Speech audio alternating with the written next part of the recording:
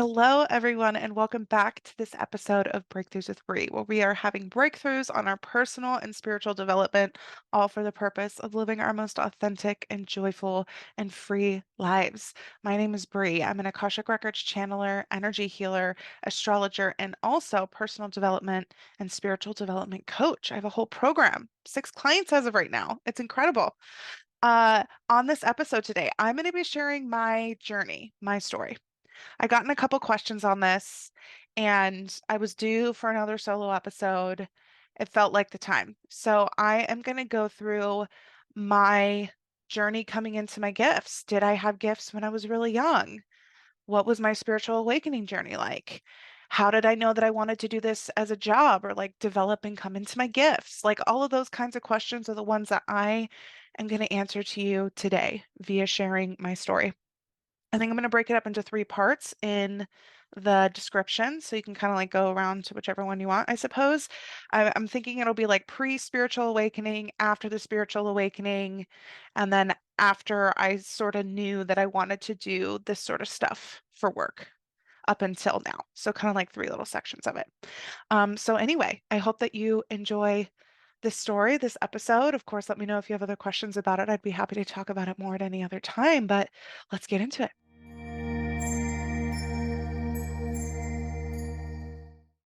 Okay, for Bree's story, where to start? How early to start? And the Virgo in me wants to like tell you all the details, but the other parts of me are like, they don't need all the details. They probably would get so bored. This episode would be so long. So I'm gonna try my best to find the right balance between like big picture themes and things that would probably resonate with you and help you on your own journey, as well as like little tidbits and details that were kind of cool, like signs and synchronicities along the way. Okay, so one of the first questions that I get from people is, did I have some sort of psychic ability as a kid, which a lot of people who are in this space and have spiritual gifts that they use like as a part of their career talk about.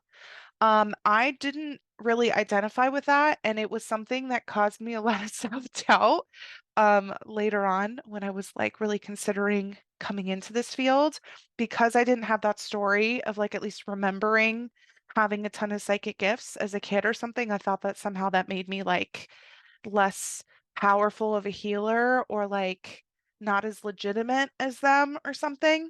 It kind of tripped me up. And so if it helps ease any self-doubt you have about having gifts or even potentially like coming into this kind of work, then I'm telling you, just honestly, I don't remember having any sort of psychic stuff as a kid. I will say I don't have a lot of memories as a really young kid. I have like flashes that get more and more frequent, like the closer I get to probably like high school age. And then like late high school and college is probably like when I start having like a lot of memories. I can recall most things, but I really don't have a lot of memories as a young kid. Probably not until like mid or late elementary school do I start having more consistent memories. Um, from some work that I've done, like some subconscious and body work, as well as working with other psychics and intuitives. Um, the way that I've processed that is just to say I was a very sensitive child, and stuff that just was going on at home was really overwhelming. Grew up with 2 parents who were married and sort of like a middle class home in California, in the Central Valley in California, twin brother, only sibling.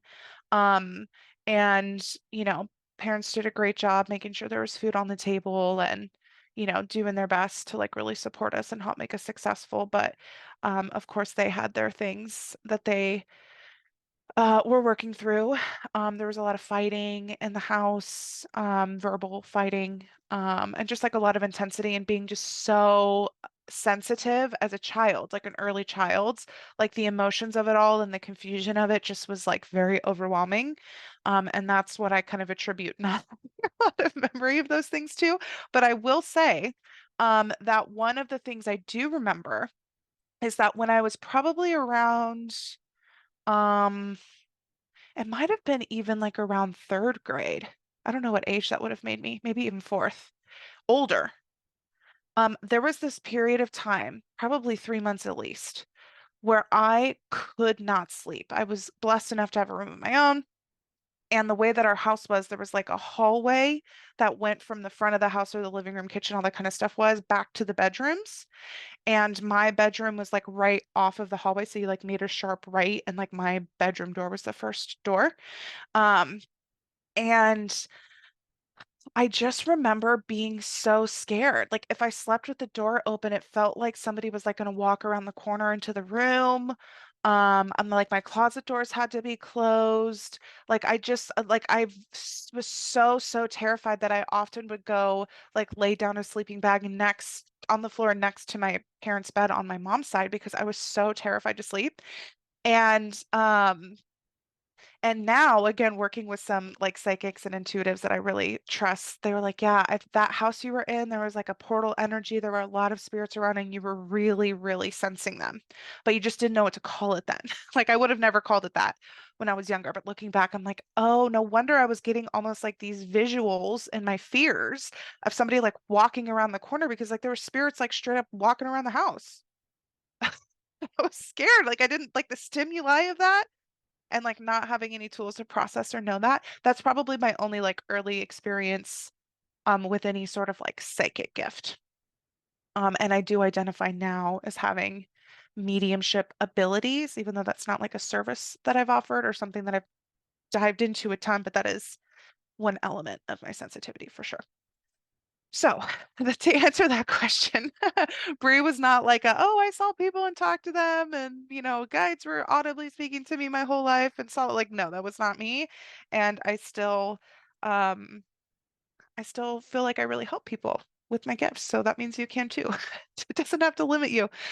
It was definitely um, it was very soothing, to like learn and to know for myself to learn it and then like really believe it in my own self and my own body that we all have intuitive and psychic gifts. I just feel like some get born with like the volume turned up really high or their circumstances help keep it high, the volume high, or they have like certain affinities that are a little stronger than others. But like we all have the ability to tap into it, truly, truly. So that's great news for us.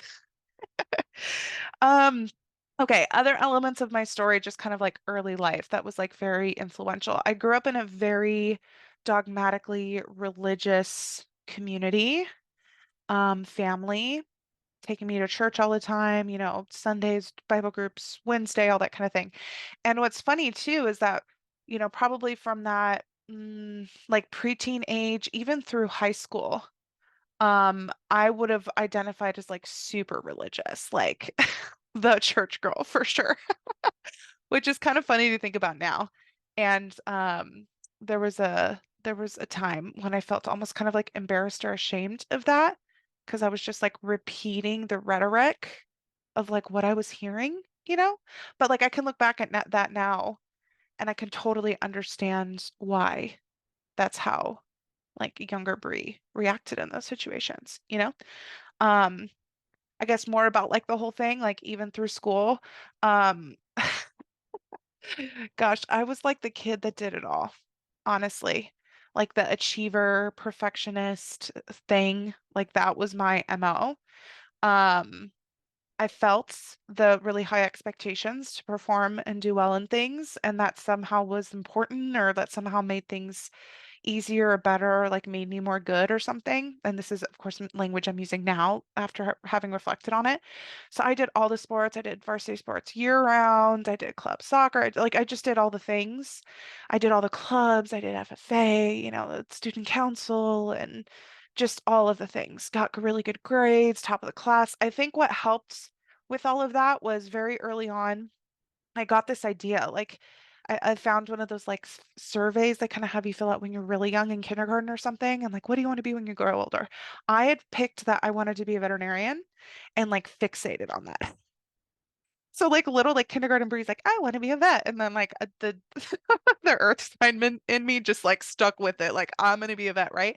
So I think part of what drove a lot of my overachieving behaviors and mindsets was this idea that I had to do really well to get into college. There's this college, UC Davis in California, that's known for being a really good vet school. And like I was like, I'm gonna go to UC Davis. I just had decided I'm gonna be a vet. I'm going to UC Davis, like so young. And so again, I think part of like what kept me in that sort of like, you got to go, go, go, do the best, do the best, do the best was like also that ambition to go to Davis, which I did. Um, Let me see if there's anything else that was like notable just in terms of this journey. Um, I don't think so. Yeah, voted, the most likely to succeed, and I don't even know what number I was in my class. And just like I was that 100%. God help her. God help that child. She was, and I say that because, and I know there's going to be so many of you that relate to this, which is why I giggle about this. I I was responding to what I felt was important, and I was so focused, you know? And there were days I get so busy, like, and especially once I was able to drive. And again, very blessed to be able to like have a car that I could use to get around. Like my whole days were stacked, man. Like I was just going, going, going, going. And what's funny is like as a teenager, I would not have identified myself as sensitive or emotional. Um, I just wouldn't have. And I think that I was just in performance mode so much that I never really slowed down enough to like really know how I felt about things, you know? And for those of you who follow Mystic Michaela, I had her read like photos of me when I was young. I was very indigo as like a 5-year-old, overwhelmed. Picture of me in high school, so purple, like so, so feisty purple as like a shield to protect all the like sensitive little blue stuff in there. So for those of you who like understand the meaning of that, that was the vibe of high school Brie. Okay, so went to college, got into UC Davis for pre-veterinary medicine. Stoked, so happy. Very proud of that for sure, because I have blood, sweat, and tears. So I go to Davis, and I think that this was kind of the start of the awakening because it was the start of like the world opening, which of course is just so like characteristic of people at that age. The community that I'd come from had not only been very religious, but also very conservative. I refer to like the Central Valley of California as like the Midwest of California. Very conservative and like very like rigid ideas about things. I went to college, was interacting with all these people and learning about these other ideas, and I realized like, wait a minute, there's a different like way to think about these things. Like there's people having different kinds of experiences than I was told that these other people should be happening. Like, especially people of color, like meeting people of color, there was not a whole ton of diversity in the city I grew up in.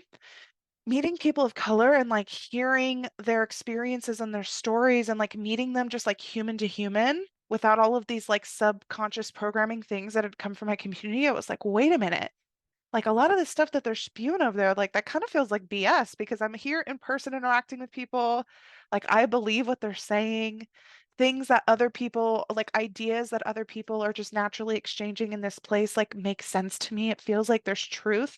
And I feel like it was like one of those, again, times of just expanding, like, wait a minute, there's like a whole nother way that to think about the world. And maybe these ideas that were passed to me, like they don't really feel as true to me. It wasn't even about like somebody has a more convincing argument. It was like now that I'm here experiencing it for the first time, I get to run it past my own gut and like mm, some of this old stuff isn't checking out anymore, you know? And like all of these suspicions of like things that didn't totally feel right, but I didn't have a better answer for when I was, in high school or whatever, specifically about the religious stuff, you know, like I those questions were able to come to the surface and I was actually able to like mull them over, reckon with them a little bit. And that was absolutely wonderful. It was so good. I was still in achiever mode because I was in a pre-vet program that was very rigorous. Um, and in college was when I started what I would identify started to struggle with depression and anxiety as a result of it. Just like the going, going, going, and like the need to achieve and like the anxiety about not, and like like, just like all of the symptoms of all of the things started to arise. And halfway through my college experience, I decided that I wanted to switch majors. I was like thinking about the job of being a vet. And it was funny because I had already started doing a lot of things. Like I lived in a sheep barn in Davis, which is kind of like a fun experience that not a lot of people get to have.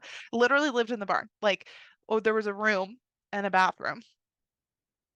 And then I like opened my door and I was in like the aisle of the sheep barn.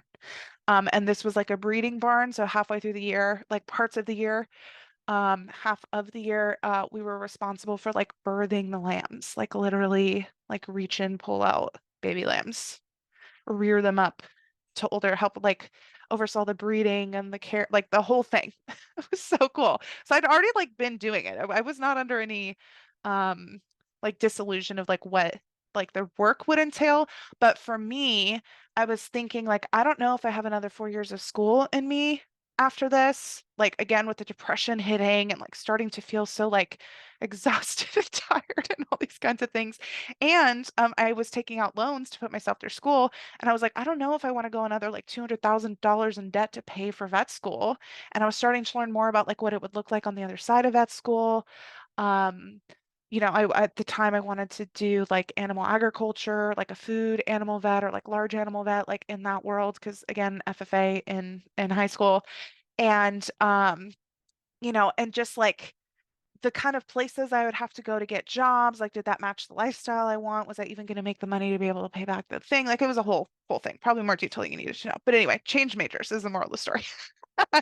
Around the time again that I was feeling depressed, I was having a hard time with it. And I switched to communication major and just kept a minor in animal science because one of the really nice things about this is I'd done so many, like the majors were so different that I'd done so many science classes, which would have like satisfy the gen ed requirement for a communication major. And so I didn't like it didn't delay me graduating, thankfully. And I'd done so many, again, I was able to keep the minor and just do like communication classes. And it was so cool to learn about psychology and sociology and group psychology and nonverbal psychology and linguistics and like all of these like other fields, like more about like human behavior or the brain or all these kinds of things that I just loved, loved, loved, loved, couldn't get enough of. Um, and graduated from Davis. I will say that by the end of my time in college, I started taking antidepressants because I was so overwhelmed and there was such a heavy workload. Like I was working a really, really high intensive student job, especially that last year, and trying to put myself through school, but also finish school. And like I knew in order to like address those things, I would have had to slow down. And I was like, I can't afford to slow down because then I'd have to pay for another year in housing and I just can't do it. So I just need something that's going to help me right now.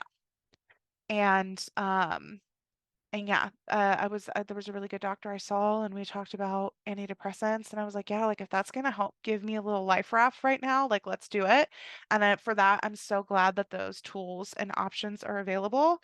And I share that part of my story just to say, like, if anybody, and this kind of comes into the story later too, if you feel like you're in a moment where like you just need some help to like be sane or like to feel okay, like don't be ashamed of following your gut to do that because there's been a couple different times where I went on antidepressants and I feel like it helped my quality of life for sure for the circumstances I was working in. So anyway, graduated college. So grateful for that. Moved to Sacramento, nearby to UC Davis, with my then boyfriend, now husband, Jen, and things were good. I got off the antidepressants for a while. I was in working at a recruiting sales job in like IT. Um, and like things were going good. Like, you get out of college and like you have your own money and you have your own time and you're not like having to study all the time. It was great. I had friends in the city, all that kind of stuff.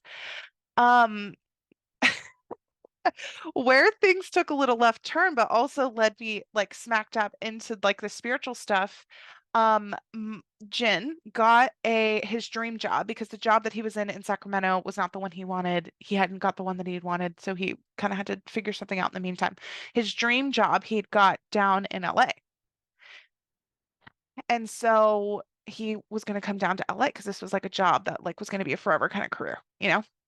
And we'd been living together so happy and it was devastating. It was so sad that he was moving and we were going to stay together, but like even just the change and like having to do long distance, like genuinely heart-wrenching. And started to feel really depressed again. Started drinking a lot, which does not help depression. Spoiler alert, does not help depression. And was really confused because I had just got a promotion at my job in Sacramento, which is why I hesitated to see if I could try and relocate to the office down in LA.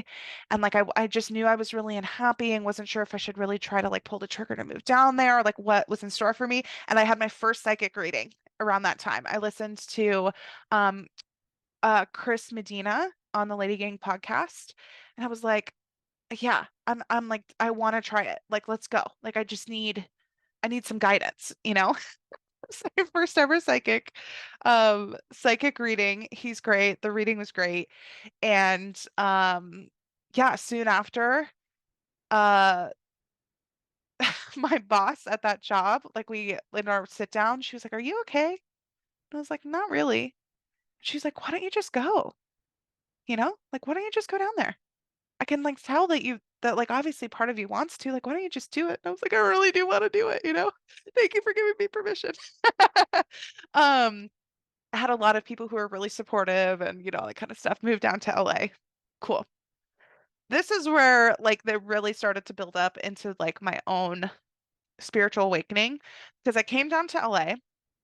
Um, I was happy that I was back with Jin, but like I was like fully in the depression. Like the depression had set in from just like that like life circumstance. And so I didn't like snap out of it like I thought that I would, you know? It feels like it like almost like agitated an old wound or something, you know? Like the depression wasn't about him moving, but it was kind of triggered by him moving, if that makes sense. So I come down to LA and I was kind of like surprised that it didn't automatically get better, but I was also in a sales job and like a new territory, and that was really tough. And I thought maybe, it's just because it's tough. Well, then crazy stroke of fate, got this huge project that essentially landed in my lap. There was a person from across the country who had a partner in LA, and they're like, "Oh, this girl's new, like she can help you out, right?" And they're like, "Okay, you can get a certain part, like little piece of the pie here if you help out because you're the one in LA." And I was like, "Okay, sure." And they're like, "Oh yeah, this could turn into a huge project." I'm like, "Cool, whatever. I'll like do my best on it anyway. It doesn't matter." Well, they won the project, and cue one of the craziest rides in my whole life. And what's crazy about this too is that I had been so stressed out about moving down to LA for a lot of financial reasons. I was like, I don't know when I'm going to start making commission. It's more expensive down in LA. Like, I don't know, like how I'm going to make that work.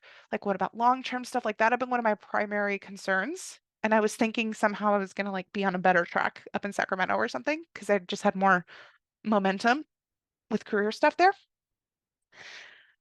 So it was one of those like God moments or higher source moments, whatever you want to call it, for me to come down to LA. And it was literally 3 months after I moved here.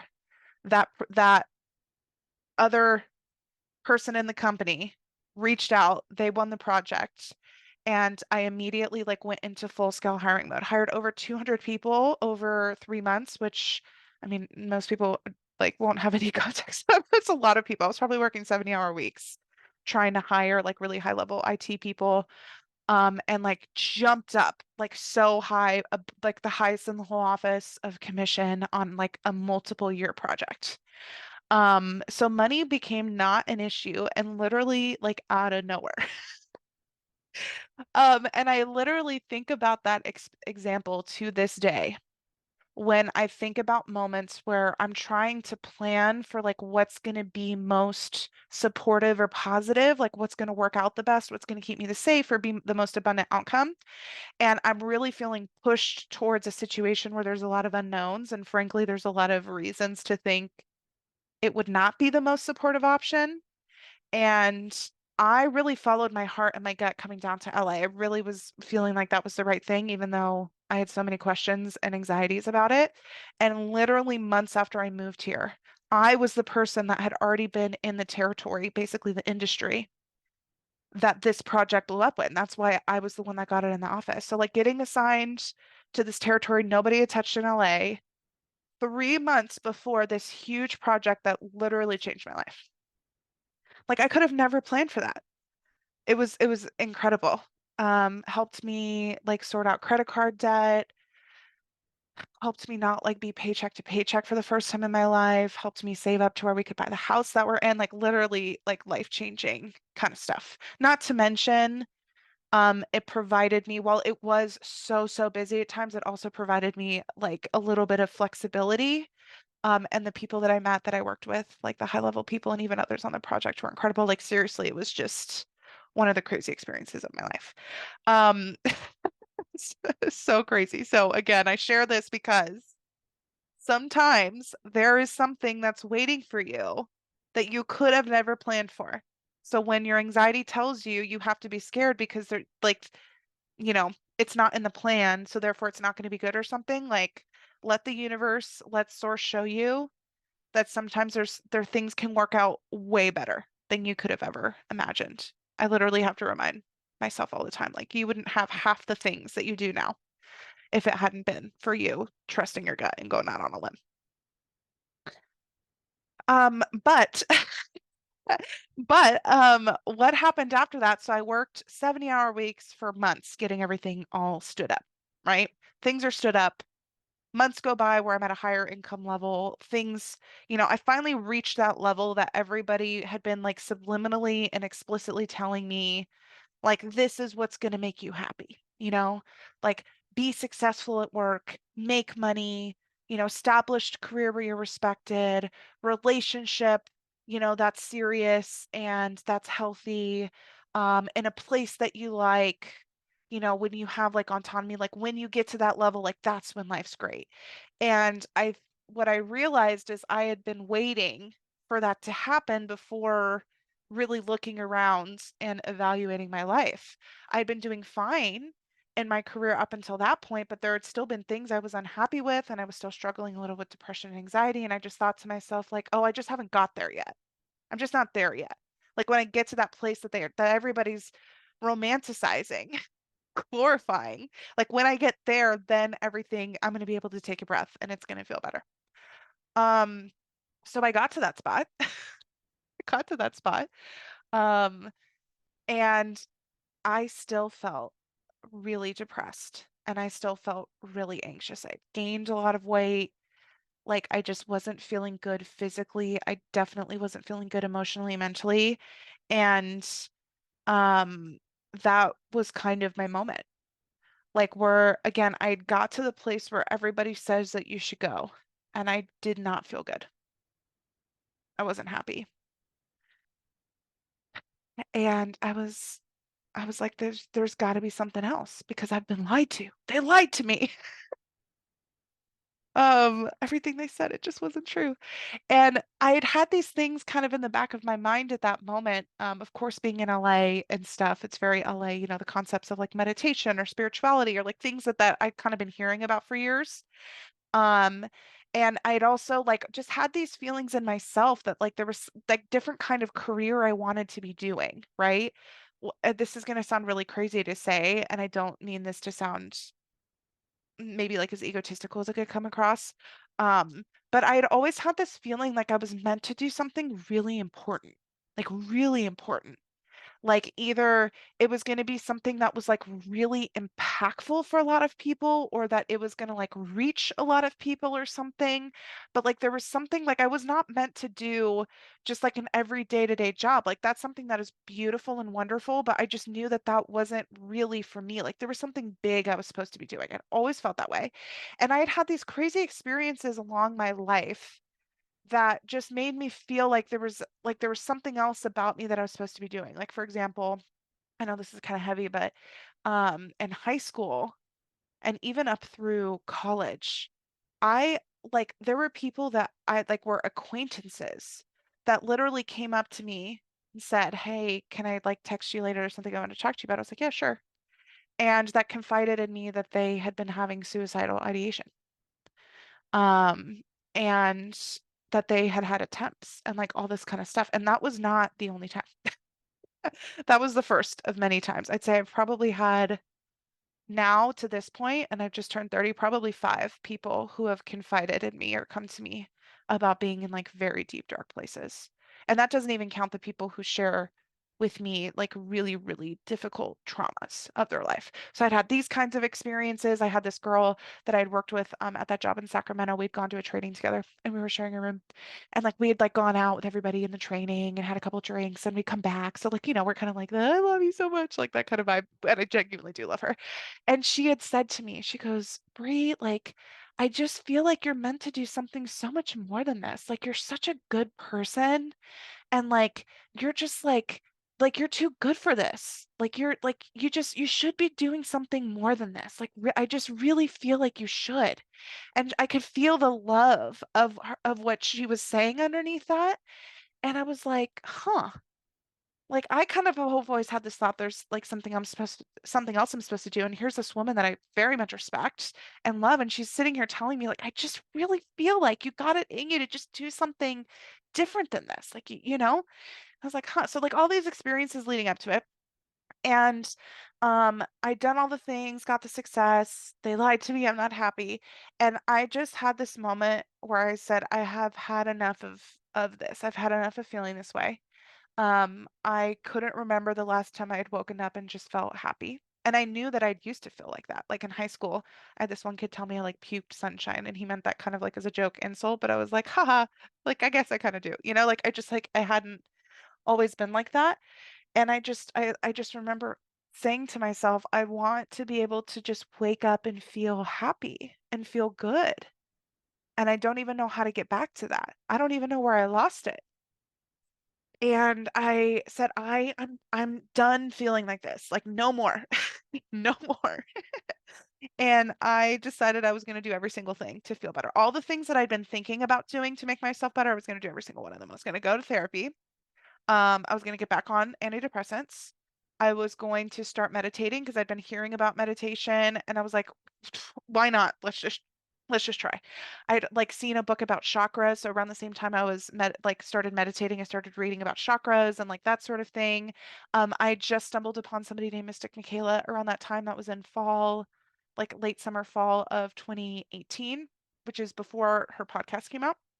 And like she was talking about spirituality and teaching about it in just like a new way, in a cool way that I really, really resonated with. I started learning about astrology. Like I had people in my office that I worked in talking about astrology, and I was really curious about that. And I was like, I'm just gonna try all the things because I like literally can't feel like this for one other minute.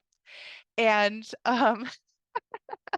I really considered that my moment, like sort of my dark night of the soul and coming into an awakening because it was from that point on that I started to have experiences that really changed the game for me. Um, so I'll come back and talk about that for sort of this part too.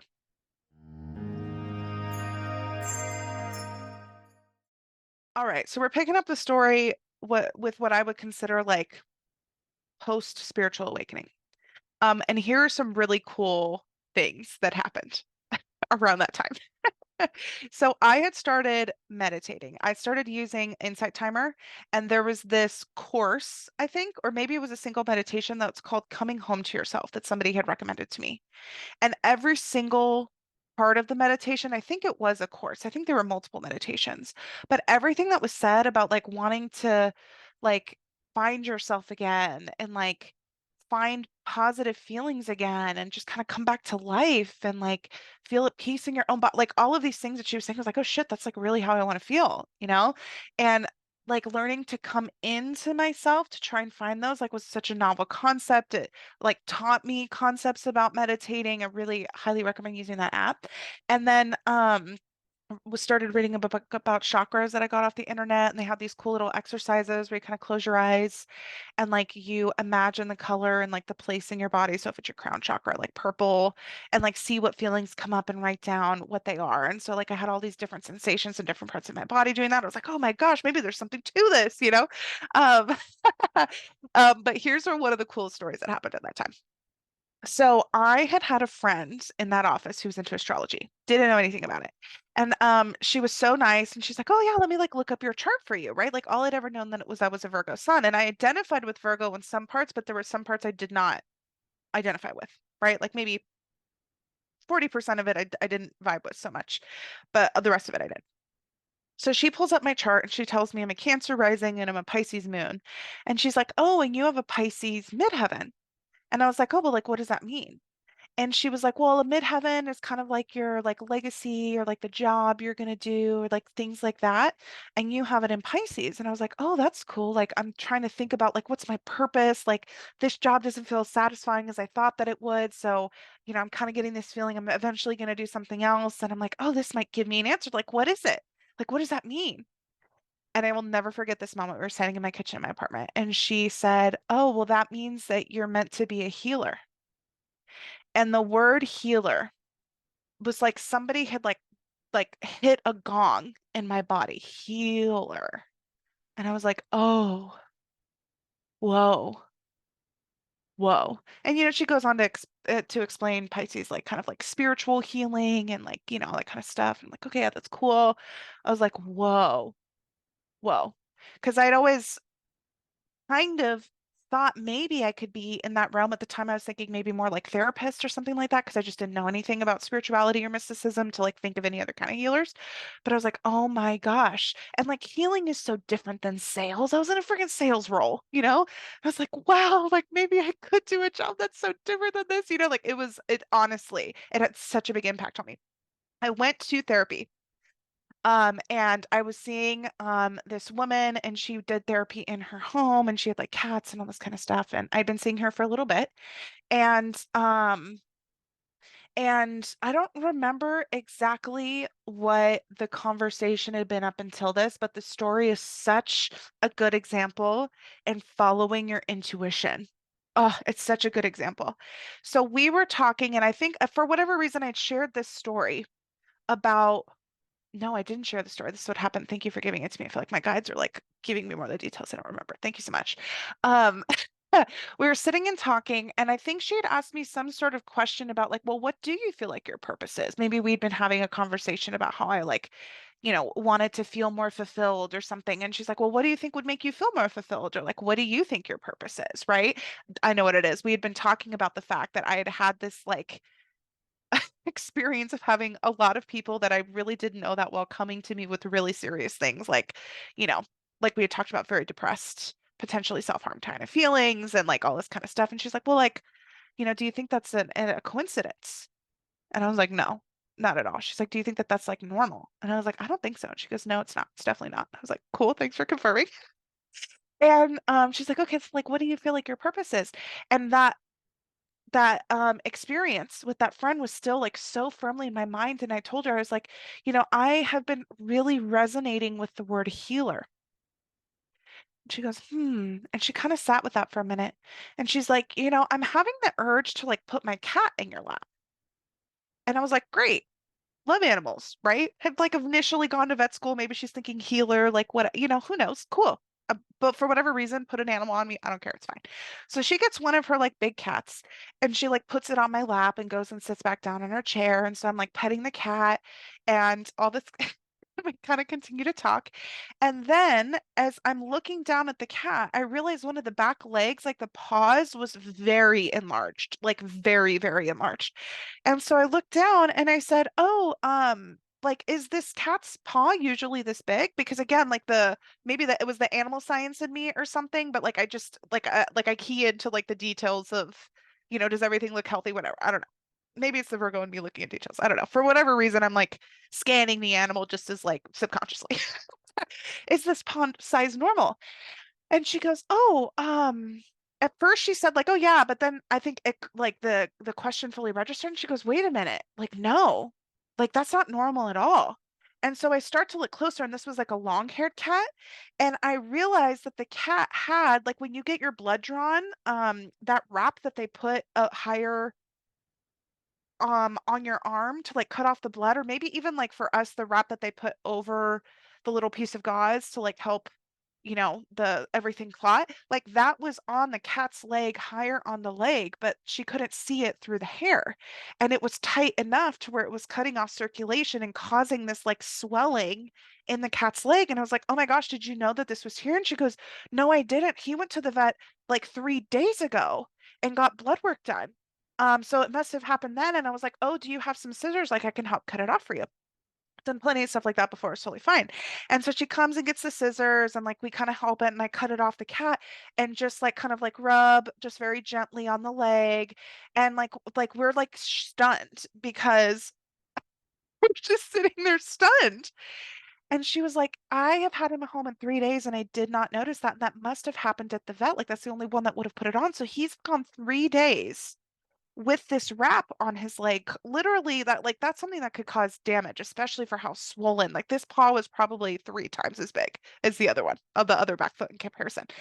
And we literally sat there in silence for a minute, looking at each other. Because we had just had this conversation of like, I feel like I'm a healer. And she's like, I'm getting this really weird feeling to put my cat on your lap. Like, if all of that hadn't happened,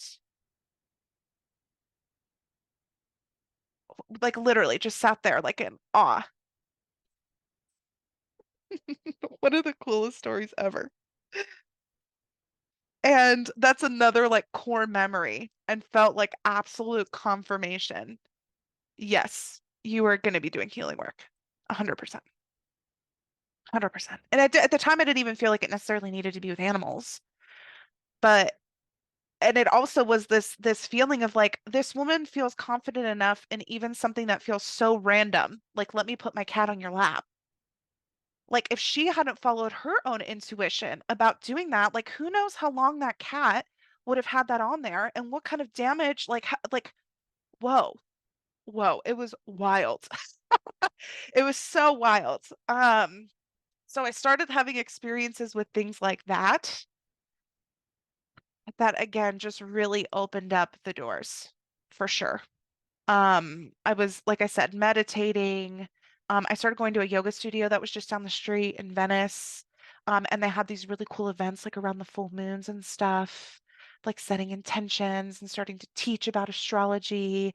And then down the street, there was this like a really cool crystal place that had these huge crystal geodes that did sound baths, which is basically like where they're like hitting gongs and chimes and like these sound bowls that resonate at certain frequencies that correlate with the chakras, and it's extremely relaxing.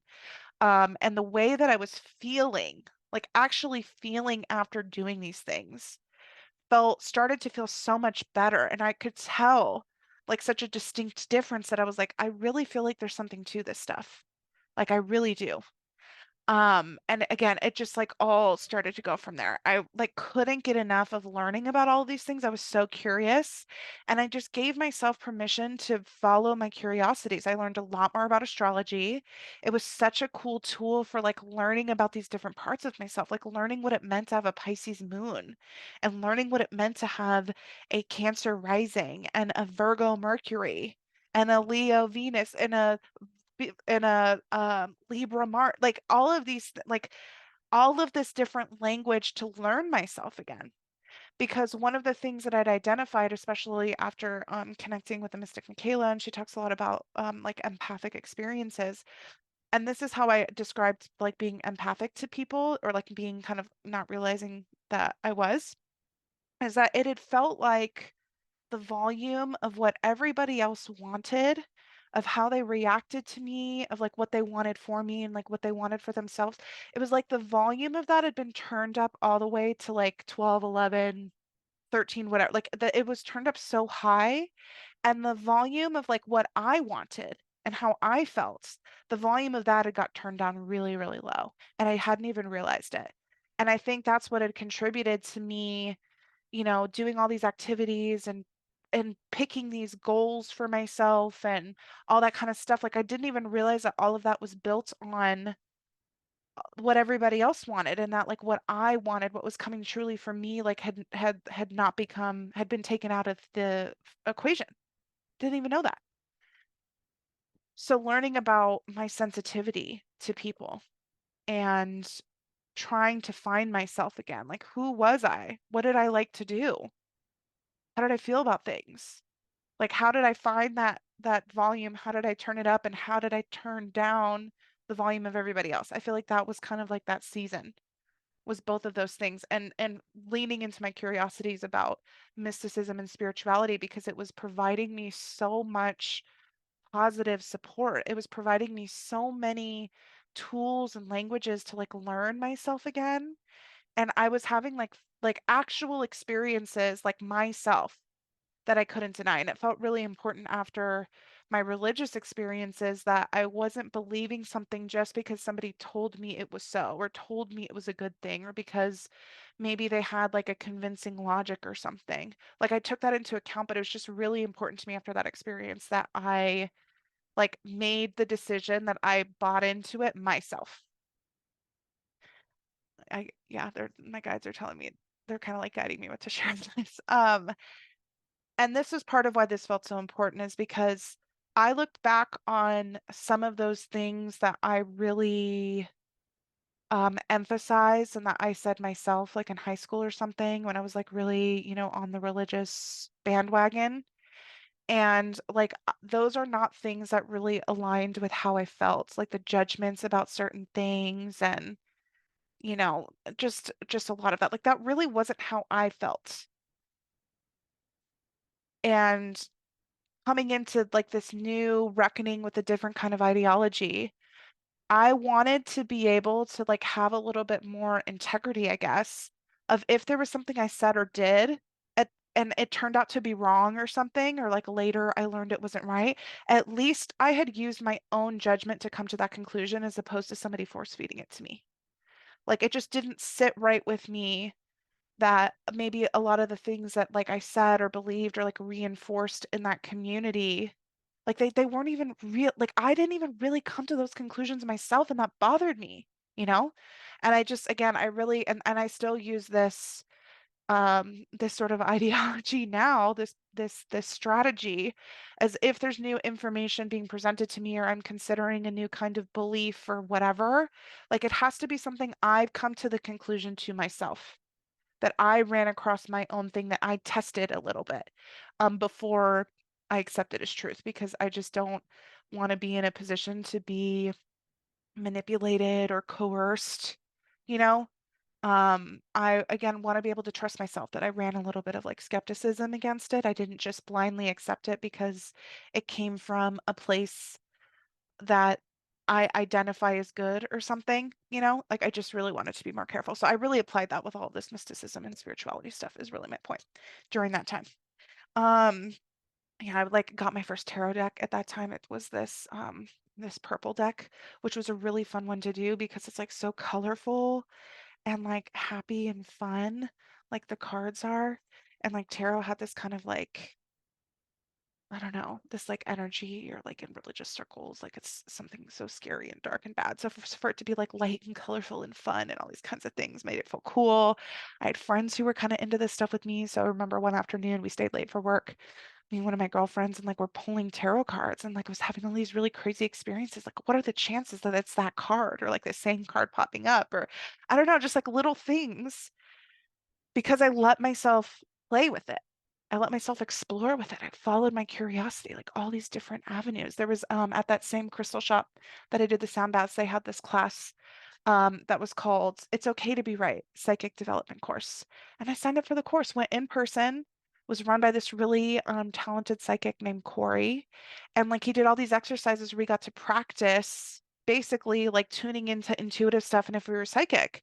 And like I was doing it. I was like, oh my God, this is so cool. Like maybe this isn't as crazy or like meant only for a chosen few or something, like it just is like a time again of I felt like finding me and what I liked and what made me happy and turning down and becoming more of aware of all of the feedback I was getting from other people and like pausing before I automatically put it places. Like it was great. And I will say too that at this time I knew that the job I was doing was not what I wanted to do forever. But I also knew that like if for some reason somebody had told me what my job was supposed to be, like I wouldn't have been ready like mentally and emotionally to do it and have a more positive experience. Like I just had this sense of awareness that that my patterns of how I was relating to my work was part of the problem, not just the job I was doing. And so it felt like I got like me staying in that job, not only, did I have an actual job I wanted to do and do it well for the people that were involved, but I also felt like this is an opportunity for me to like practice and grow and learn and shift these behaviors before I go into like a brand new career, whatever it was. And I didn't know what it was going to be then. I had always had this like picture of doing some sort of healing practice, but it was almost like it was like foggy or something. Like I knew that there would be a practice, but like I didn't know exactly what it was yet, but I knew for sure it was going to happen. So I just gave myself permission to like, look, I'm in this like completely blessed moment where like I'm not financially strapped. I have a little bit of flexibility to like invest in these experiences and going to yoga classes and all this kind of stuff and learning about more of these things. And so that's just what I'm going to do. And I started to feel better. I did a lot of personal healing. Some of the resources that made the biggest impact on me was um, Eckhart Tolle's book, A New Earth, but specifically, he did a podcast with Oprah Winfrey where they spoke about each chapter. I think it's like its own podcast, actually, not just like episodes on her Super Soul, but like they actually made it a different podcast. Um, Oprah Winfrey, Eckhart Tolle, A New Earth. Each episode is a chapter. I cannot recommend it highly enough.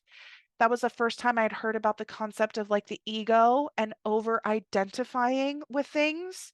That blew my mind, like my head right off my body. Like the concept that, like, even identifying as a certain religion or identifying like with a certain social group or identifying with a certain character trait, like when we over identify with things, we become really, really defensive and really block ourselves from considering any other ideas because for anything to be different threatens our sense of identity because we've identified with those things. I don't know, it was wild. And the concept of like we actually have like a soul or spirit self in there too. Like it finally put words on things that I'd been feeling and also it introduced me to concepts that felt so true again, like a gong like rang in me like, oh my gosh, this is it, incredible. I also a big thing that had an impact on me was Nicole LaPura's work, the holistic psychologist on Instagram. She has that book, How to Do the Work, and her talking about nervous system regulation too, and all of the stuff around that, like polyvagal vagal theory, um, maladaptive coping mechanisms, disassociation, blaming people, and people pleasing, those being really common ways that we try to displace discomfort because we don't know how to stay in our bodies and soothe ourselves through discomfort. So it's like we're almost trying to like get it off me, get it off me, get it away. I don't know what to do with it, right? And we do that by disassociating, getting out, disconnecting from our body or distracting anger or blaming other people, or by trying to people please, fawn, which is its whole other thing. I will do a whole episode on that. And realized how often I was employing those tactics as soon as my nervous system got agitated, as soon as I got upset. Like it was like a whole season of healing. It was friggin' wonderful. Um, and that period of time lasted for probably about 2 years. So the end of 2018 to the end of 2020, because my project finished. Um, Oh no, I guess it was in 2021 that it finished. And I left that company because I'd also kind of got a little disillusioned with some of the culture things because I'd realized some of my own codependency and people pleasing that had kind of been attracted to certain parts of that like weren't working for me and just like wanting to be more authentic and just all those kinds of things. So um at the end of 2021, um left that job and I had a feeling when I left that job that I was getting really close to whatever the new job was going to be because I'd been working with these modalities, astrology and tarot and like intuitive psychic stuff for years to that point. And like there was something to it, you know? And I'd been doing a lot of healing work to like actually find peace in myself and like to not feel so freaking depressed all the time, you know? And I would say that that was kind of like maybe like that phase two, like post spiritual awakening, and really just diving in to all of the things. The other thing I'll say about like this second phase is I think one of the best things that we can do is let ourselves discover and play with our interests, with our curiosities. That's one of the biggest things I tell people is like whatever you're curious about, I feel like that was my own intuition giving me little signals about the next step on the path. Like I didn't have this like big vision of like I was going to do all these things, so therefore I had to start doing this, that, or the other thing. Like that's not how it happened for me. I literally was just like, oh, well, I think that's interesting. Or, oh, I've heard about this a few times. Or like, oh, the sound of that book or that podcast sounds cool. Or like, oh, I've kind of always wanted to do this. Or, oh, that sounds fun. Like I just like let myself do that. And it was from me, again, getting to just test it out firsthand that I figured out what really resonated with me and what I was really into and what was kind of like more like, yeah, I could like to enjoy that, but like what things I was like super into, you know? And that's the basis of how I developed a lot of my gifts and like the like modalities within mysticism and spirituality that I used. So if you are in that period of yourself of starting to like develop your own identity and that connection with yourself again, like just let yourself be curious and just test it out. You got to figure out what doesn't work as much as you got to figure out what does work. And that was a big thing for me then. So I would consider that kind of phase two. And for phase three, I think we'll talk a little bit more about me realizing that I wanted to do a job in this field and how I managed my own mindset and some of the really big lessons I had to learn while I was still working my corporate job, but knowing that I had something else in mind. So I'll come back and talk about that in a second. All right, so my sort of like phase two, post spiritual awakening, I really feel like that was like my self-development era, self-connection, who am I, intro to spirituality and mysticism, learning everywhere I could, all that kind of stuff. So I come out of that job at that company. I was able to take a little bit of time off, which was like the first time in my life I wasn't in like the work grind for a minute. And there was even kind of a crazy story with that. I finished at the other job at the end of January or at the end of December. And so like as of January 1, 2022, was not working there anymore. I was like, I really want to take some time off. I had like stock in the company that got paid out that was going to cover it. I was like, cool, time off. Started looking for jobs maybe like a month in. That's what I was feeling. I was looking for jobs, things kind of weren't coming together. And I was like, I wonder if I should like really start putting a lot more effort into this, right? Like, do I need to start like going like full into it? Because I was, a little bit here and there, things weren't coming together just yet. But I just had a feeling that like the right thing was going to happen. I just did. Because at that point, I'd already started doing a lot of this intuitive and spiritual work. Like my life was so intuitively guided at that point. Um, So I was like, I don't know. And I remember I was taking a bath, being in water, really great place to get psychic downloads, like in the shower or something, or at a beach. Like it's like a really thing. It's a thing. So anyway, I was taking a bath. I had lit a candle, it was a whole thing, and I like was thinking to myself, okay, do I feel like what the next best move is for me to like really double down on job searching? And I remember getting what felt like a very clear message within my own head, feeling in my own head of wait until the end of Pisces season. Like just wait until Pisces season. And I think I was in like beginning of February at that point. So we were in Aquarius season, and I was like, something about that just felt really right because like Pisces is the end of the zodiac season, and then it goes into Aries, and Aries is what occupies my 10th house of career. Um, there's a lot of Aries stuff in there, and just something about like finishing out the cycle and like letting myself still be in a moment of kind of like peace and pause in like February to March, which was Pisces season. Like something about that just felt so right. And I was like, you know what? I'm going to trust this. I'm going to trust this. So I like let myself really get in a lot of rest and recharging again and learned about a lot of nervous system regulation, was like really focusing on that and like nourishing my body and just coming out of like constant go mode, right?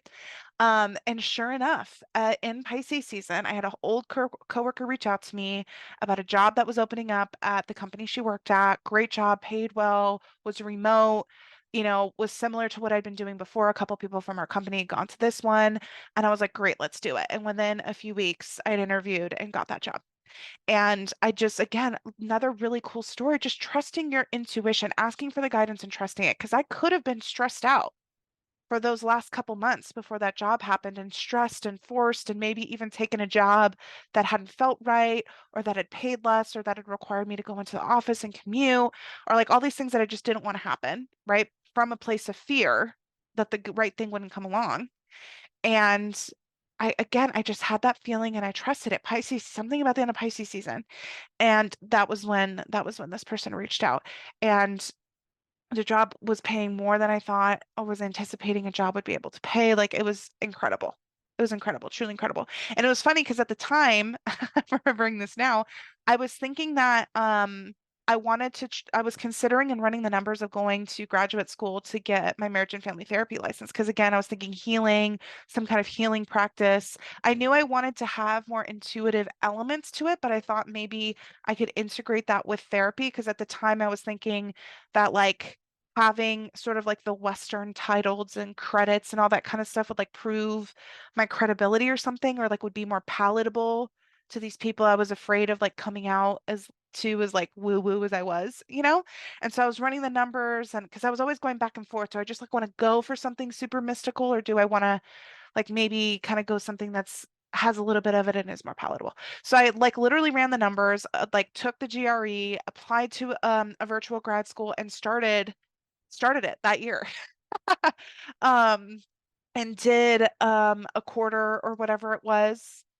Um, that was very illuminating. It showed me a lot of anxieties that I had. It triggered a lot of things, which really feels like this is also another theme of this kind of third era. I feel like in the self-development era, like right after spiritual awakening, I learned about connecting with my inner world. I learned about connecting with myself. And I learned about like nervous system regulation tools and like how to kind of come back in and check with myself, like check myself and also check with myself. And it feels like this next sort of era that I'm calling it, I don't even know what I'm calling it, but this third era was me getting a lot of, test isn't really like the right word I want to use. Having a lot of really intense experiences that taught me a lot. Taught me a lot. Um, and honestly, I was looking at it that way too. Like, what is this experience here to teach me? Like, if everything is benefiting me and trying to help me in some way, like, what is this situation trying to help me with? I was really starting to like bring that mentality into things. Whew, man, going back to school brought up a lot, especially doing it while working a full-time job. Um, yeah, and after going through a period of my life where I'd intentionally created more rest to start healing my body, and then like electing to like start school and do it at the same time as work and like have a really busy schedule again, like all of the things that triggered, like, is that something I really want? Like all of it. It was a lot. I did really well in the class. I'm so proud of that. I started the second quarter and I realized like, no, I don't want to do this. I don't want to do it. I just don't. The I respect the people that work in that field so much. I think it can be such a helpful tool in healing, especially when you're feeling drawn towards it. But in terms of like how I was envisioning working with people, there were so many restrictions and rules and kind of a box you had to play in for a lot of reasons that make total sense. Ethics, legality, a lot of reasons why it has to like kind of play in its lane. I didn't want to play in the lane. I didn't want to play in the box. And I had realized that me wanting to go the route of getting a therapy license was just to be more palatable and to get credibility because I felt a little insecure and a little bit of self-doubt about doing what I really wanted to do. But I was starting to ask myself that question, but like, what do you really want to do? If fear wasn't a factor, like what did you really want to do? And what I really wanted to do was exactly what I'm doing now. I wanted to do psychic, energy healing work, astrology. Like I wanted to do this kind of work with people. And so I finally said, no more. I tried it. I went firsthand to see if that was the route because it had been something in my mind. I was going back and forth. I tried it. I can say I figured out for myself, for my own self, that that was not the way. That was not the route. And I was so happy with myself, honestly, that I gave it a shot because I probably would have questioned it if I hadn't. I gave myself like the firsthand experience to be able to say it wasn't because I was afraid of failing. It wasn't because I was afraid I couldn't do it. It was because I tried it and my gut told me, no, this is not really what I want to do. So anyway, continuing with the job, had a lot of stuff come up. I had relationship things, not necessarily like with my husband, but like with family stuff come up. A lot of really intense stuff came up. Whew, a lot of intense stuff. I had a lot of things happening at work too, and my relationship to working was really being illuminated. I started to really peel back the layers of like that whole servitude mindset or like um how I was managing my energy at work, like how much energy I was giving to it, and like boundaries, energetic boundaries and emotional boundaries with work, and like how much self-worth I was assigning to work. Like all of that really started to come to the surface, at the same time as me actually seeing in real time, like when uncomfortable feelings would come up, especially those family situations, like I saw my ego mind trying to work through its usual thing. I wanted to distract and dissociate. No, I'm just going to stay in my body. Okay, well, and since that doesn't work, I'm angry. Now I just want to be really mad at everybody, and this is on them, and it's because they're a terrible person. I was like, wait a minute. We don't have to do that either. I've learned about how that's a place that we can go to displace our discomfort, but like I can sit in this discomfort. I can sit in this pain and the sadness. And sure, they have responsibility for why this went down, but I don't have to like go to it meaning they're a bad person. And I don't have to try and shift all of the blame onto them just because I feel uncomfortable holding a little bit of responsibility for what went down too. I don't have to do that. I don't have to do that. Whoa. Then when that didn't work, my brain going to, well, um, maybe this person that's like in connection to them is thinking something bad, and the moral of the story is this family member had like blocked all of us. We couldn't get in touch with them. And I was like, well, maybe like if I send like an apology, the apology that I had sent that never got to them because they blocked me, maybe if I sent this to this person they were connected with, it would get to them. And if I was being really honest with myself, subconsciously kind of thinking, oh, and maybe this will help them from not thinking that like I'm a bad person or something, because I'm sure this family member who's blocked us is probably like talking trash or something or saying all these bad things. And so subconsciously, I was also kind of like trying to like clear my name with this other, and I like stopped and I was like, okay, this is the people pleasing fawning thing, because really what I'm trying to do is I'm trying to influence them to not think badly of me because I feel uncomfortable with what it means to me when they're upset with me or if they think badly of me. They've clearly blocked communication. They don't want to hear what I have to say. Even if that's the best fucking apology in the world, even if it's me taking responsibility for everything and whatever, like if they have said they don't want to hear it, it doesn't matter if I want to say it or not. Doesn't matter. They've decided they want to feel how they're going to feel. They don't want any other input. I have to learn how to be okay with that. And me trying to send this apology through other people, one, not only does that disrespect and not accept what they have clearly decided for themselves, but really, again, if I'm being honest, this is me trying to influence the way other people are thinking about me, and that's not my job. That's me getting my energy into places I don't need to be. Like I got to see it real time in that example, like my ego mind trying to run through the paces, trying to run through all of the options as a way to support me to not feel the discomfort of the sadness and a little bit of anger and all of this kind of stuff that I felt as a result of what was happening. Situations like that, examples like that happened a lot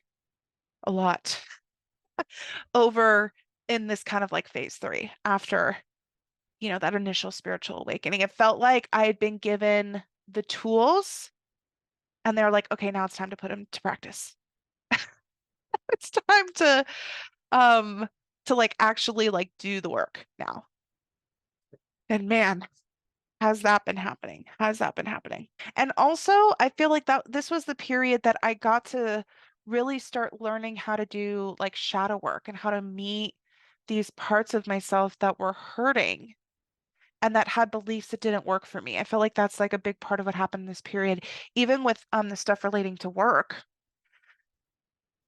Like when I realized that I would want to be creating something in my personal time, aka my non-work time, that really created this observation of like how much time and energy am I really giving work in comparison to the rest of my life? Like my life is actually where I'm living, where I'm enjoying things. And how come my life is what gets like the little like crumbles of what's left of my energy? So tired at the end of the day. I realize now, I've learned now that I was having like legitimate adrenal fatigue for all of that time. It's part of the reason why I was exhausted and like even though I'd been active my whole life, like I just couldn't bring myself to like really work out. Like it was like a whole thing. It was a whole thing. Learned later, but that was part of what was happening then. I was like, why am I like so tired? Like if I want my life to be the part that's the focal point, then I really got to adjust my relationship to work in the day so that my life actually has the best parts of me. And so it was things like before I started work, like, did I want to journal or read or meditate? Like, because right at the beginning of the day was when I had the most energy. Like, what part of my life got the most energy from me? What parts of my life got the most presence from me? Or when I was at work, like how upset or stressed out I would get about stuff, because that was a signal of like how much investment I had in it, right? How important it felt to me.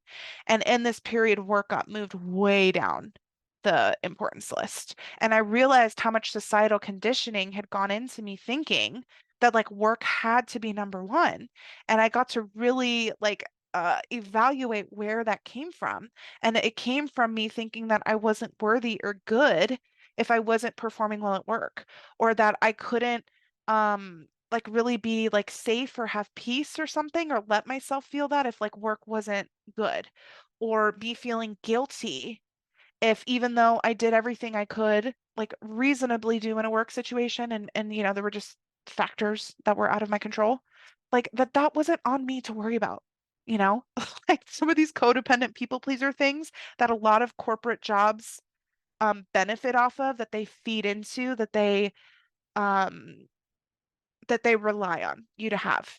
That you are trying to stress out about things that are not in your control so that you work harder, harder, harder. Like I just like realizing a lot of those trends and just being like, no, I'm not doing that. I'm not doing that. And it again, it was like a practice round of okay, how can I relate to work if I'm not using those beliefs? If I'm not stressed out about it all the time, if I'm not in like a servitude mindset, if I meet it with my presence and give it what I have in the moment, and then I log off and I'm really done. I'm really done. I'm not stressed out about anything. I'm not checking anything. And like, I'm not giving it more hours than it's paying me. I was on a salary job. Like, you're not getting more hours from me than you pay. Why would I do that?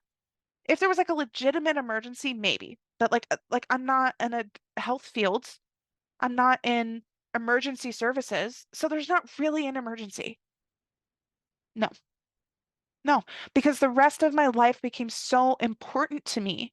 Like my time with myself, my time with my husband, my time like feeding myself and cooking meals that were nourishing, my time resting and sleeping and having fun, like those became so important to me. Like my values really started to change in a way that made it easier for me to see that I'd had a really distorted view about the where work played into my life, especially knowing it was not a career that I was trying to have forever.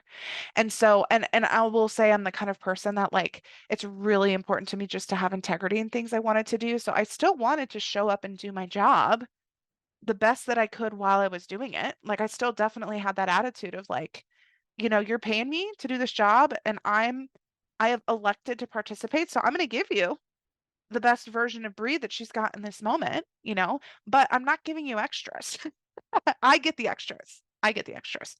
And that was like a really big shift. And that helped me again with my energetic management, like how to go into situations and not feel so drained, like without my own consent, it almost felt like.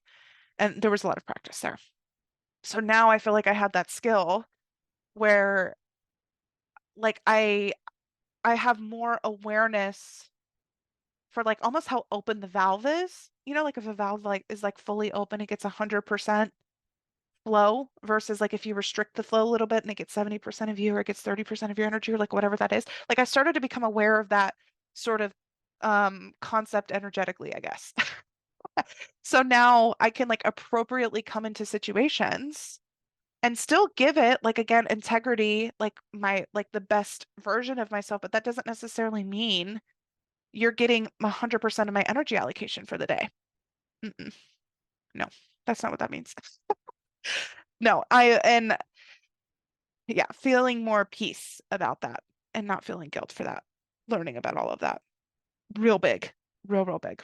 Yeah. And again, I was starting to get that vision that I had about this healing practice I wanted to do was starting to feel a little bit more clear, especially after I tried going to school. Nope, it's not that. So it's probably something mystical. More ideas of it. I feel like I maybe want to do something social media. I feel like it's probably one-to-one work with people, like just like little things, but it still felt kind of foggy.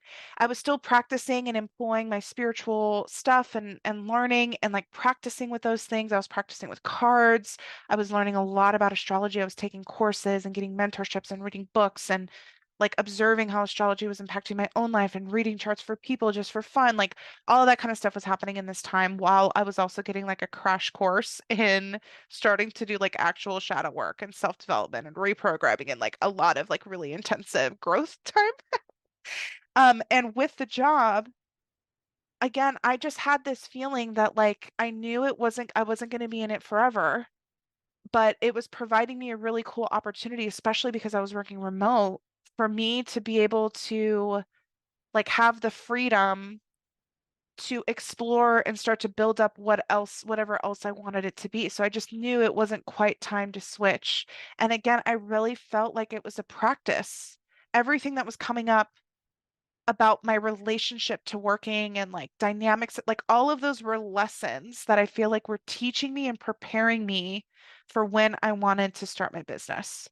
And that was just like a feeling and honestly a choice too I had about that. So if again you're in a situation where like you're trying to figure out like how to do work that feels meaningful for you after a spiritual awakening, that was my mentality. It was that I might have known that the job I was in was not the one forever, but I decided to let it be a school, a learning ground, and an ability, something that gave me the financial ability to like explore what else a career would look like in my personal time.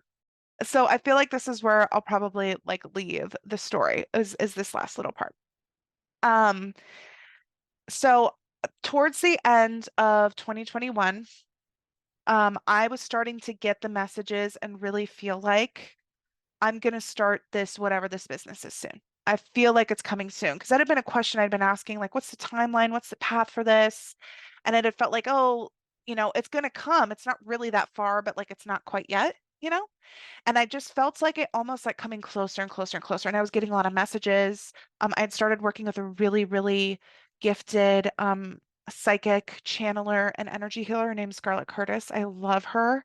I started working with her in 2021. I think it was 2021. Yeah, I don't think it was 2020, 2021. And she had brought through some really cool guidance about the healing work I was meant to do. And it was in a session with her where she said Akashic Records, the first time I'd ever heard it, and that I'd worked with the Akashic Records before in past lives, and that they really wanted to invite me to work with them again and to channel into the records.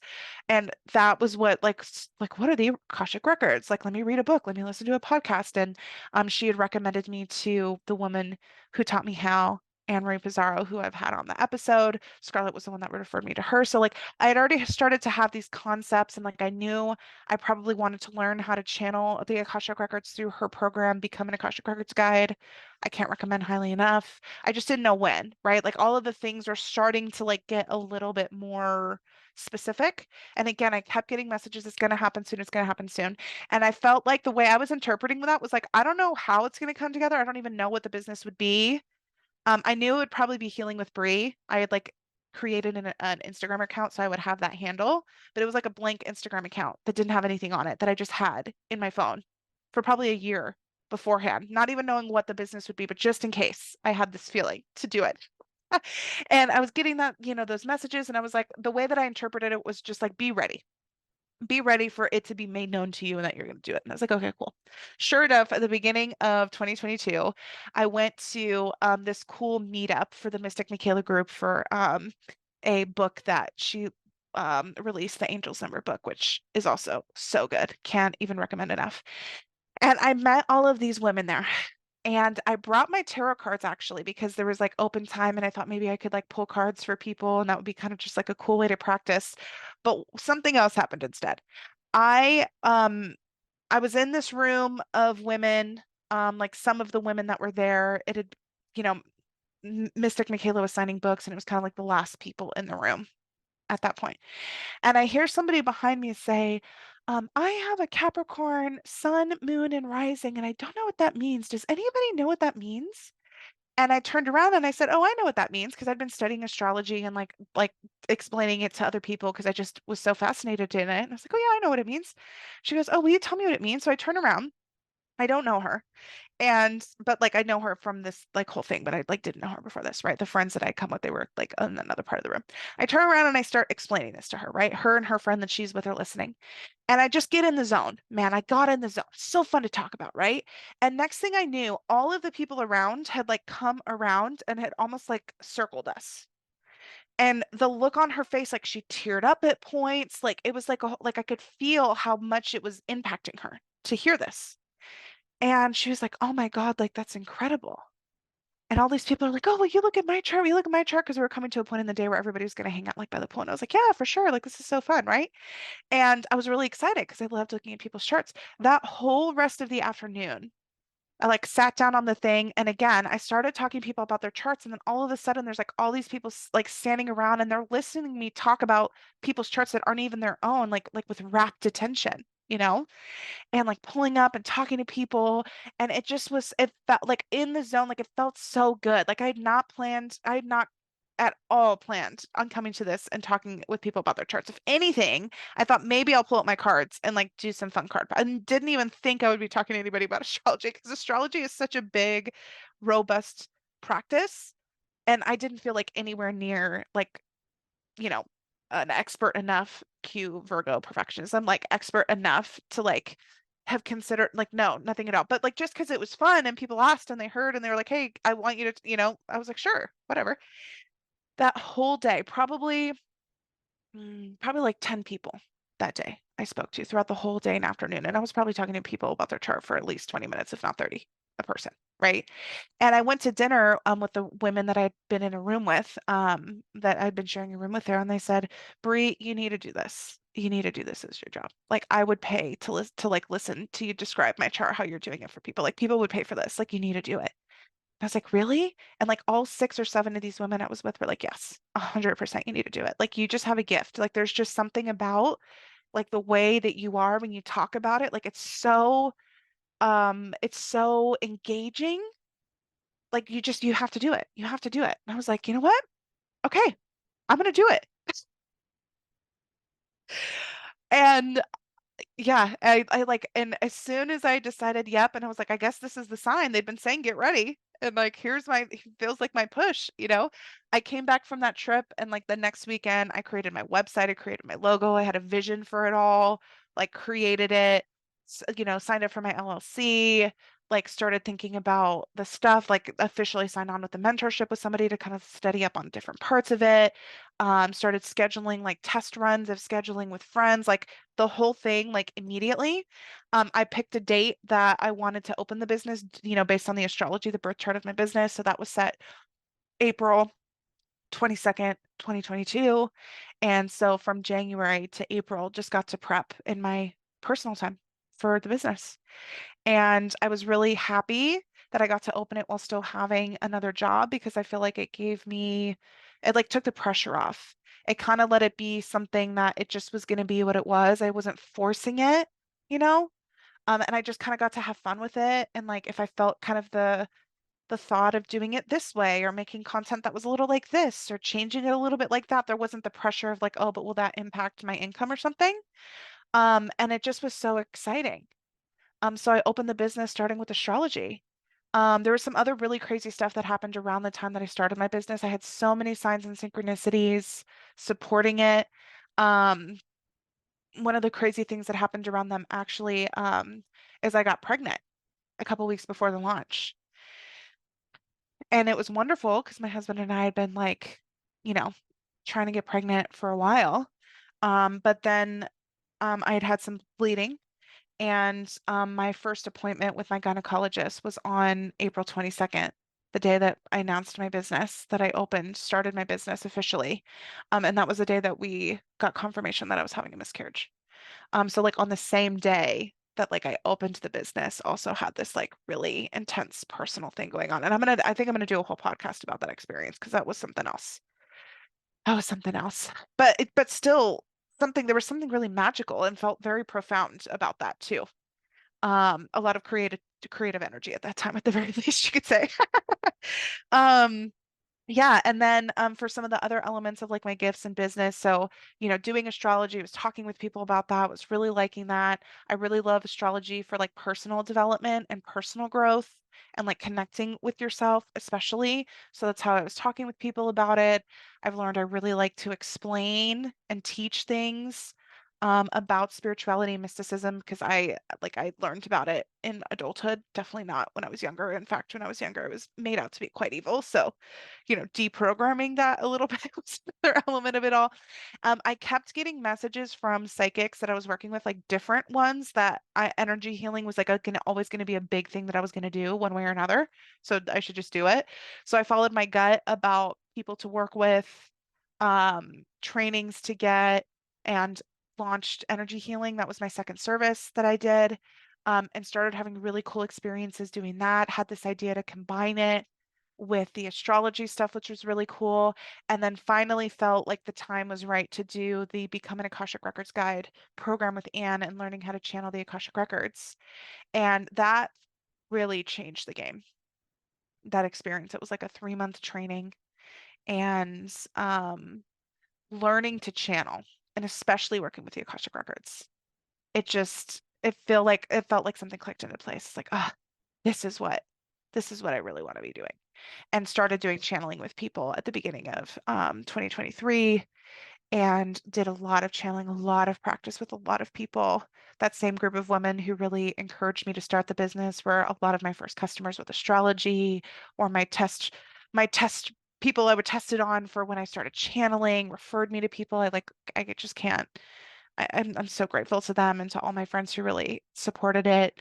I'm so grateful to my friggin' husband because he's not like into all of this stuff, but his whole thing was like, that might not be like my beliefs. Like I might not have those experiences that make me believe it the way that you do, but I believe in you.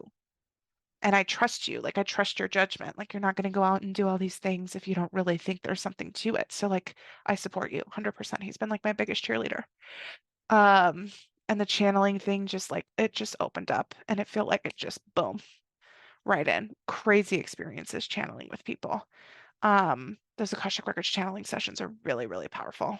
Really, really powerful. The level of information and messages and confirmation for people, like it is not unusual for people to like cry in a positive way in sessions because they feel like that one thing in them that really wants to be seen is seen. Clarity on things, closure, guidance on things. Like seriously, it's been incredible. Um, and then, yeah, I mean, I left my corporate job in at the beginning of March, and I feel like the story about from that point on is like its own story, honestly, because there's a lot that's happened. But what I will say is that things I was back and forth on how long I was going to stay at my corporate job, and it was something I was really contemplating, and it felt like there were multiple paths and ways I could do it, right? But things at the corporate job started being feeling unnecessarily difficult, like really sketchy situations and feeling like they were kind of trying to push me out and creating a lot of anxiety and stress. And then I was like, okay, well maybe like there's something for me to learn here. That kind of improved. And then like kind of sketchy stuff started happening again at the beginning of this year, and I was like, absolutely not. I'm not doing this again. Um, and there just was like a lot of signs. And I said at the same time, the same way that I said when I started my business, I said to my guides, if you want me to do this, I'll do this, but I just really need your support and your confirmation that this is the way to do it. Like if I take the leap, just open the doors for me. Like help make it happen. And I got so many messages around that time when I was deciding um, that I was going to put a notice at my job. So many little messages everywhere. So many, because I was feeling the push. It was time. And I was trying to decide.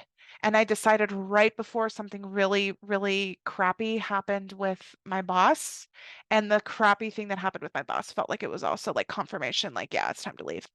So I had a long trip that I had done at the end of March. I was just waiting for that trip, and when I came back, I put in my notice, and yeah, I yeah. And again, there's like a whole other story from that point on. Felt like I was like always meant to be running my own business. Started the podcast soon after that. Felt like I've always meant to do this sort of thing. I started the coaching thing with people. This feels like exactly what I've wanted to do. The astrology and the energy healing and the channeling, like we're all pieces of it. And that's the other thing too that's really wonderful about like now owning my own business and just the kind of person I am, is I always want to be able to change and evolve. I don't ever really want to be boxed in. I want to be able to follow the flow of my intuition at any moment. And so like having been able to create a circumstance where I can do that feels so empowering and liberating. So now focusing on the coaching and the channeling, it feels like exactly what I meant to do. It's so fulfilling. It's always how I like it pictured working with people, honestly. And it's been wonderful. It's been very challenging. There's been a lot of personal growth, especially over the summer since I put in the notice. And again, it could be its whole episode, and it probably will be. But yeah. So that is my story, fam. That's my story of coming into my gifts. If there's one thing that I would say to people who, again, feel like they have gifts that they want to develop, or maybe are getting the sense that they want to do some sort of job or work in this field, I really feel like letting it be one step at a time is like one of the best things you can do for yourself. Like leaning into your curiosities, following your intuition, learning how to follow your intuition. So like so many times that was so important, and letting it be one step at a time. Yeah, that's so big. So big. Even now that I've started the business, like I can't tell you how many things I wouldn't have done if I was preoccupied with like what I wanted the final outcome to look like or what I wanted it to eventually be versus just letting it start. Like even with social media, like I play around all the time. Like, do I like this? Do I like that? Do I like this kind of content? Aesthetically, do I like that? Like I just let myself play with it. Like it's not that deep, you know? And I feel like it gives me the freedom again to follow that intuition and keep deepening that relationship, or like starting the podcast. Like even now, that first episode, I felt so nervous about putting it out because I wanted it to be perfect. I was like, it's not about it being perfect. It's about just starting and like starting to find my rhythm and how I like to speak about things. And even now, how I would talk about healing is probably very different than I would have in that first episode. But I'm so happy I let myself start. Same thing with the channeling and all this. Like, I'm just like, sometimes you just got to let yourself start with the next step you feel like is going to happen, you're feeling guided towards, so that this long-term thing that you want can come to fruition. It's not because you have to be, the down the road version of you immediately. It's just like letting yourself one step at a time and letting the path kind of show itself to you. Because again, I always felt like I was supposed to be doing something important. I had always kind of imagined maybe some sort of healing practice. I just didn't know what it looks like. And I just kept traveling towards that, even though I didn't know what it looked like. Not right up until I opened the practice, I didn't even know what it would look like. And honestly, I think my business is going to change and evolve in a lot and be very different in 2 years and 5 years and 10 years. And I love that. That's great. I don't feel like I've landed on the final version of what I am or what this business is. And I don't really think that's the point of doing this kind of work. I really don't. So, so I hope that this story is helpful to you in whatever way, whether it's affirming to you. Um, one part of the story, I guess I left out.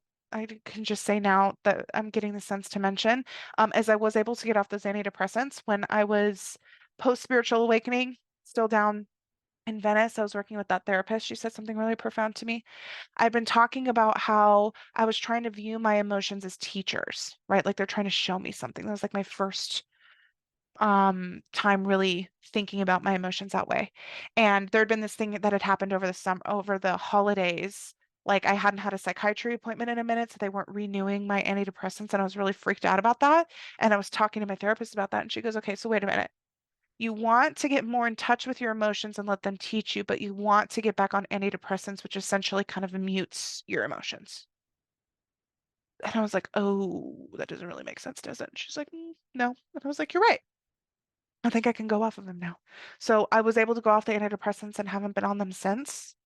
I still am a little bit prone to a little bit of depressive stuff, but not anywhere near how it was back then.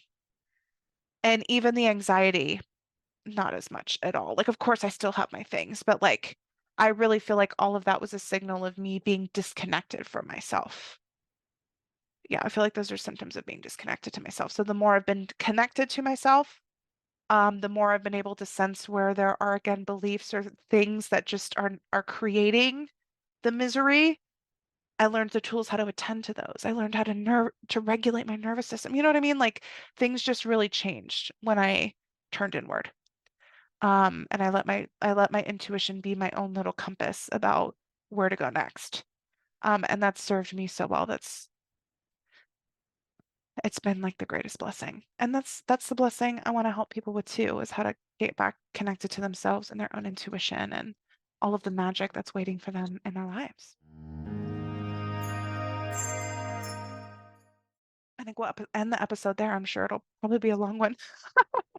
Goodness gracious. Yeah, if you are interested in doing that coaching program with me, I'm sensing, feeling there might be one other, two other people who would like to enroll in Soul Path with me.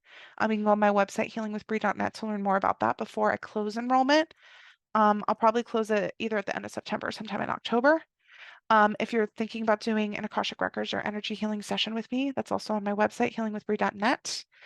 Or if you just want channeled messages, healing content, Instagram at Healing with Bree or TikTok healing.with.bree. So Healing with Bree with like periods between them. And of course, here on the podcast. So thank you everybody for listening, and I hope you have a wonderful week.